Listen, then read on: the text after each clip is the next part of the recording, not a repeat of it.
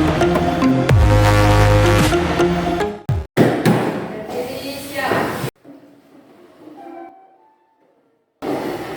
berbesar kepada Pak Guru.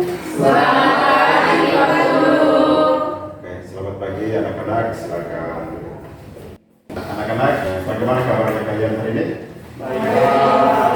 Sehat ya? Sehat. Ya. Nah, ketua kelas, Pak Guru absen dulu. Berapa orang yang sudah hadir hari ini? 5 Pak. 5 orang. Mereka alasannya apa?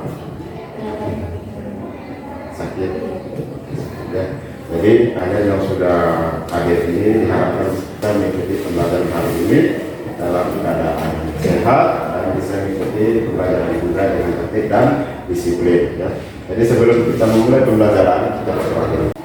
Mari Pak Guru serta teman-teman sebelum kita mulai pembelajaran kita di pagi hari ini, marilah kita bersatu dalam doa. Berdoa menurut keyakinan dan kepercayaan masing-masing. Berdoa baik.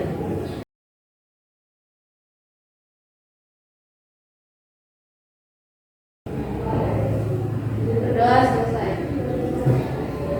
Terima kasih. Oke, silakan duduk kembali. Pada hari ini kita khusus mempelajari tentang kelainan sistem gerak pada manusia. Sebelum pembelajaran dimulai, Pak Guru ingin bertanya dulu. Siapa yang masih ingat materi pembelajaran kita pada pertemuan sebelumnya? Sistem gerak adalah suatu sistem yang dapat menghasilkan gerakan yang terdiri dari tulang dan otot serta dibantu oleh persediaan tulang sebagai alat gerak pasif karena tidak dapat bergerak sendiri dan otot sebagai alat gerak aktif karena dapat kontraksi dan berelaksasi. Terima kasih. Silakan duduk. Mari kita tepuk tangan. Dan selanjutnya, siapa lagi yang masih ingat organ apa saja yang ada di dalam sistem gerak itu sendiri? Oke, silakan. Sistem gerak pada manusia terdiri atas 3 bagian organ, yaitu yang pertama tulang rangka penyusun tubuh, yang kedua persediaan, yang ketiga otot. Terima kasih. Kita tepuk tangan lagi. Pembelajaran kita minggu lalu. Nah, pada hari ini kita khusus membahas tentang kelainan sistem gerak yang terjadi pada manusia. Kita berbicara tentang kelainan itu berarti segala sesuatu yang terjadi pada sistem gerak itu sendiri, baik itu karena penyakit, terus karena khususnya cedera dan maupun juga tentang cacat ya yang terjadi pada manusia. Jadi saya minta satu orang dari kalian bisa membacakan apa yang menjadi indikator pembelajaran hari ini. Silakan. Pertama, menganalisis kelainan pada sistem gerak.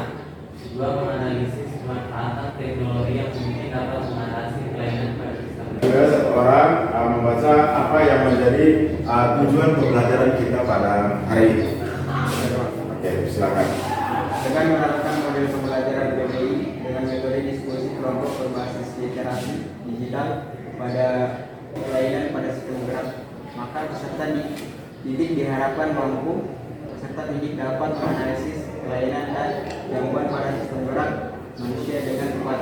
Itu yang menjadi indikator dan tujuan pembelajaran kita pada hari ini. Pak Guru menilai tentang bagaimana hasil belajar kalian. Ada 3 penilaian pada hari ini. Yang pertama adalah penilaian sikap. Penilaian sikap itu Pak Guru akan menilai sikap kalian dari awal pembelajaran sampai akhir pembelajaran. Nah, yang kedua penilaian keterampilan itu pada saat kalian berdiskusi kelompok. Dan yang ketiga penilaian pengetahuan itu ketika kalian menyelesaikan soal evaluasi yang akan diberikan pada saat selesai pembelajaran nanti dalam bentuk pilihan ganda. Anak-anak, untuk memahami tentang materi kelainan sistem gerak pada manusia, maka Pak Guru akan menampilkan sebuah video pembelajaran yang berkaitan dengan kelainan sistem gerak itu sendiri.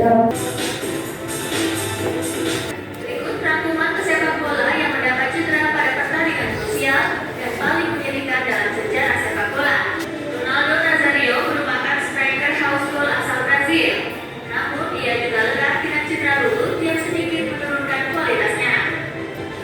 Yang kedua, Fernando Torres. Fernando Torres pernah tak sadarkan diri di lapangan setelah mendapat benturan keras di kepala saat melaga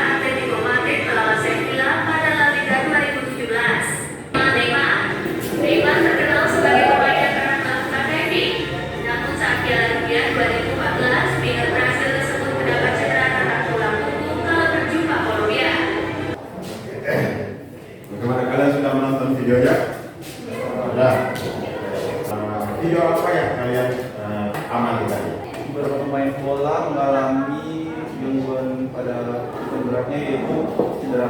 Ya. Ada beberapa pemain bola di dalam pertandingan tersebut mengalami cedera, ya. Di mana cedera itu berhubungan dengan sistem gerak yang kita pelajari pada hari ini. Ya. Pertanyaannya, bagaimana bisa para atlet sepak bola sering mengalami cedera tulang? Dan mengapa hal tersebut atau faktor apa yang menyebabkan hal tersebut terjadi? Diskusikan hal tersebut, Pak Guru sudah menyiapkan LKPD dan kalian mengerjakannya itu dalam bentuk kelompok. Yang kelompok 1 yang ini, kelompok 2 bagian kanan, kelompok 3 bagian belakang.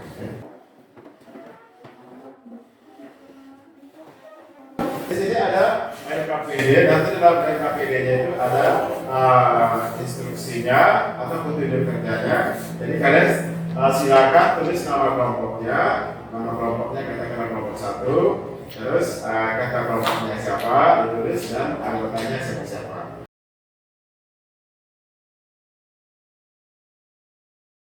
Saya meminta kepada ketua kelompoknya masing-masing untuk scan barcode, di mana nanti barcode-nya itu adalah tentang dalam materi itu akan menjadi referensi kalian menjawab soal-soal yang ada dalam LKPD.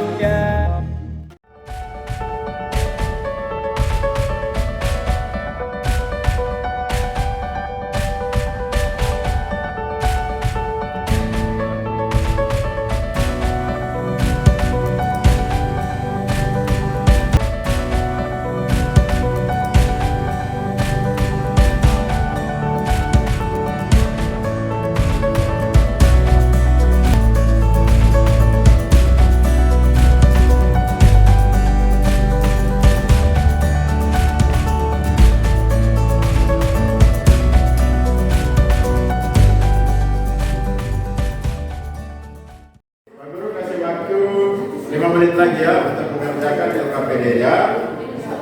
Nanti setelah dikerjakan LKPD-nya itu akan dipresentasi secara kelompok.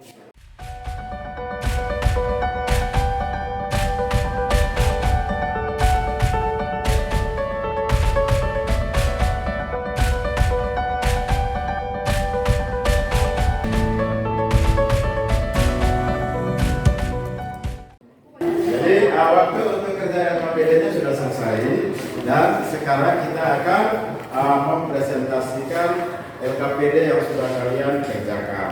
Kita akan mendengarkan kelompok 1 untuk presentasi. Baik, selamat pagi semua. Pagi. Terima kasih atas waktu dan kesempatan yang telah diberikan kepada kami. Kami dari kelompok 1 ingin menjawab beberapa pertanyaan yang berada pada LKPD yang diberikan oleh Pak Guru. Seperti gambar di atas, seperti yang kita ketahui pada setiap pertandingan sepak bola dan banyak sekali para pemain yang mengalami cedera, baik yang serius maupun tergolong ringan, seperti benturan keras pada kaki antara semua pemain, cedera lutut, cedera pergelangan kaki, dan lain-lain. Pertanyaannya, bagaimana bisa para atlet sepak bola sering mengalami cedera tulang? Apakah faktor yang menyebabkan hal tersebut terjadi? Ini saya menjawab, cedera yang sering terjadi pada atlet olahraga seperti para pemain bola disebut cedera hamstring. Cedera hamstring adalah kondisi di mana otot hamstring mengalami tarikan atau robekan. Meski dapat terjadi pada siapa saja, cedera hamstring lebih umum dialami oleh atlet olahraga. Dalam aktivitas sehari-hari seperti berdiri dan berjalan, otot-otot hamstring tidak banyak digunakan. Adapun faktor yang menyebabkan cedera hamstring yang berisiko. Yang pertama, memiliki hamstring yang lemah. Kedua, tidak memiliki peregangan sebelum olahraga. Ketiga, memiliki riwayat cedera hamstring. Yang keempat, memiliki kelonggaran otot yang buruk dan terkena benturan yang cukup kuat dan keras. Jadi itu adalah hasil kerja kami, yaitu nomor 1 dan nomor 2. Apabila ada pertanyaan atau tanggapan, kami persilahkan dari kelompok lain. Di sini saya akan memberikan apresiasi kepada kelompok 1. Presentasinya sudah sangat bagus dan diberikan. Sekian adalah presentasi dari kelompok kami, yaitu kelompok 1 yang membahas tentang nomor 1 dan nomor 2. Terima kasih dan selamat pagi. Pagi Pak Guru dan teman-teman. Selamat pagi. Pada kesempatan ini kami dari kelompok 4 akan mempresentasikan hasil diskusi kami. Nomor 4 yaitu sebutkan dan jelaskan pemanfaatan teknologi yang mungkin dapat mengatasi kelainan pada sistem gerak. Yang pertama yaitu penyembuhan patah tulang dengan pemasangan gips, yaitu bahan kapur yang diletakkan di sekitar tulang yang patah. Dan pembedahan yaitu dengan menempatkan batang logam atau piringan pada tulang yang patah. Yang kedua, dengan penyembuhan pada kanker tulang dengan kemoterapi, yaitu obat-obatan yang dosisnya sangat kuat untuk membunuh sel kanker. Dan radioterapi, yaitu pengobatan kanker dengan sinar radioaktif, sinar X dan sinar Y. Demikianlah hasil presentasi kami dari kelompok 3. Kita beri aplaus untuk kita semua karena sudah mengerjakan FAPD dengan baik pada hari ini. Untuk kegiatan diskusi pada hari ini sudah maksimal dengan baik. Siapa yang bisa menyimpulkan materi pembelajaran pada hari ini? Baik, kesimpulan yang saya simpulkan di sini ada beberapa dari hasil pembelajaran kita pada hari ini. Yang pertama yaitu sistem gerak kita dapat mengalami gangguan baik pada tulang, sendi maupun otot. Kemudian selanjutnya yaitu kita belajar tentang gangguan pada tulang, misalnya fraktura, lordosis, skoliosis, kifosis dan lain-lain. Kemudian yang ketiga yaitu ada gangguan pada sendi, misalnya dislokasi, kemudian terkilir, kemudian ada artritis dan lain-lain. Kemudian yang keempat yaitu gangguan pada otot, misalnya yaitu ada atrofi, hipertrofi, kemudian ada kejang otot dan masih banyak lagi. Kemudian yang terakhir yaitu dalam pengambilan tindakan untuk membantu gangguan dan kelainan pada sistem gerak manusia dapat dibantu dengan alat dan teknologi diantaranya seperti teknologi vertebroplasti, kemudian ada facioplasty, seperut bahan tulang, kemudian ada pembalut gips, kemudian ada tangan bionik, kaki bionik dan transpalasi tulang dan lain-lain. Itulah kesimpulan yang kita pelajari hari ini.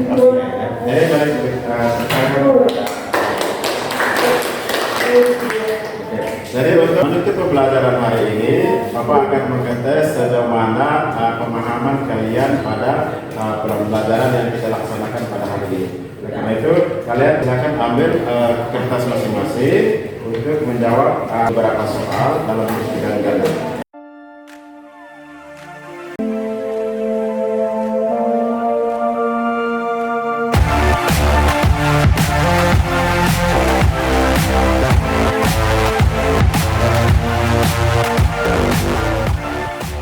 Ya, sekarang silakan kumpul jawabannya.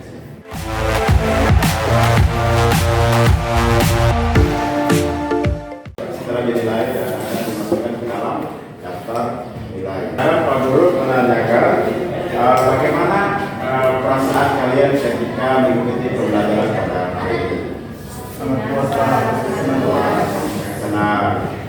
Kenapa seperti itu? Saya mau menyampaikan pendapat. Kenapa hari ini kita, terutama saya, sangat puas dengan pembelajaran hari ini karena dari sebelumnya kita belum mengetahui tentang gangguan-gangguan pada sistem gerak. Hari ini kita dapat mengetahui lebih jelas gangguan sistem gerak. Jadi hari ini terima kasih karena sudah berkenan. Oke, jadi dari pembelajaran yang sudah kita pelajari hari ini khususnya tentang kelainan sistem gerak. Ya. Jadi Pak Guru berharap setelah kalian mempelajari dan memahami apa yang sudah kalian pelajari hari ini, kalian bisa terapkan dalam kehidupan sehari-hari. Misalnya kita harus menjaga organ-organ yang ada di dalam sistem gerak itu sendiri. Nah, bagaimana cara kita menjaganya?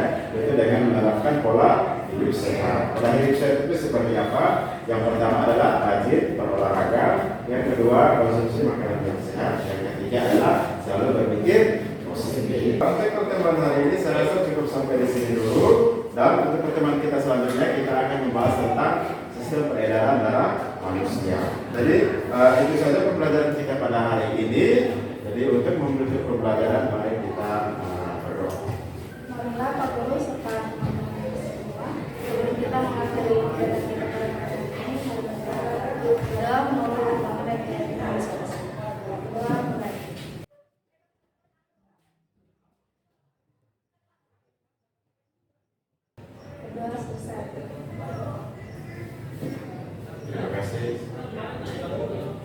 Oke, selamat pagi. Pagi, luar biasa.